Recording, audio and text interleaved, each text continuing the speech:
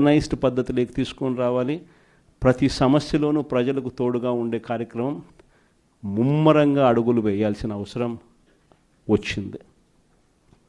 ఈరోజు జరుగుతూ ఉన్న పరిస్థితులు విషయాలు కూడా మీ అందరికీ కూడా తెలుసు. రెడ్ బుక్ రాజ్యాంగంలో ఎలా జరుగుతూ ఉన్నాయన్నది కూడా మీ అందరికీ కూడా తెలుసు. చంద్రబాబు నాయుడు గారు అనే వ్యక్తి ముఖ్యమంత్రిగా ఉన్నాడు. మామూలుగా ముఖ్యమంత్రిగా ఉన్న వ్యక్తికి ఒక హుందాతనం ఉంటుంది. ఈ మనిషికి ఆ హుందాతనం లేదు. ఈ మనిషికి ఏదైనా కూడా తాను ముఖ్యమంత్రి కాబట్టి ఏ పదవైనా తనకే కావాలి, తనకు సంఖ్యాబలం లేకపోయినా తనకే కావాలి అన్న అహంకారంతో ఈరోజు చంద్రబాబు నాయుడు రెడ్ బుక్ పాలన సాగిస్తూ ఉన్నాడు. 57 చోట్ల జరిగితే 7 చోట్ల ఎన్నికను వాయిదా వేశారు. ఎందుకనంటే అక్కడ చంద్రబాబు నాయుడుకు గెలిచే వాతావరణం కనిపించక ఆ 7 చోట్ల ఎన్నికలు వాయిదా చేశాడు. మరో 50 చోట్ల ఎన్నిక పెట్టని పరిస్థితి, పెట్టాల్సిన పరిస్థితిలో ఖచ్చితంగా పెట్టాల్సిన పరిస్థితిలో ఎన్నికలు జరపాల్సిన పరిస్థితిలో జరపాల్సి వచ్చింది.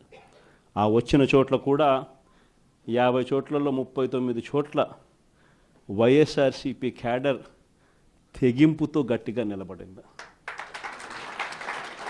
నిజంగా ఆ తెగింపు వైఎస్ఆర్సీపీ క్యాడర్ చూపించింది కాబట్టి చంద్రబాబు నాయుడు గారు ఏమీ చేయలేకపోయాడు. ఎంత దారుణంగా చంద్రబాబు నాయుడు గారు అనే వ్యక్తి ప్రవర్తిస్తూ ఉన్నాడు అన్నదానికి నిదర్శనం. ఎక్కడా కూడా చంద్రబాబు నాయుడు గారికి మెజారిటీ లేదు. ప్రతి చోట కూడా వైఎస్ఆర్సీపీ కోవిడ్ తర్వాత జరిగిన ఎన్నికలు, అంటే 2 ఏళ్ల తర్వాత జరిగిన ఎన్నికల్లో 2.5 సంవత్సరం 2.5 సంవత్సరం తర్వాత ఎన్నికలు జరిగాయి. ఆ ఎన్నికల్లో వైఎస్ఆర్ కాంగ్రెస్ పార్టీ స్వీప్ చేసిన పరిస్థితులు మనందరికీ కూడా తెలుసు. ఎక్కడా కూడా చంద్రబాబు నాయుడుకు బలం లేదు.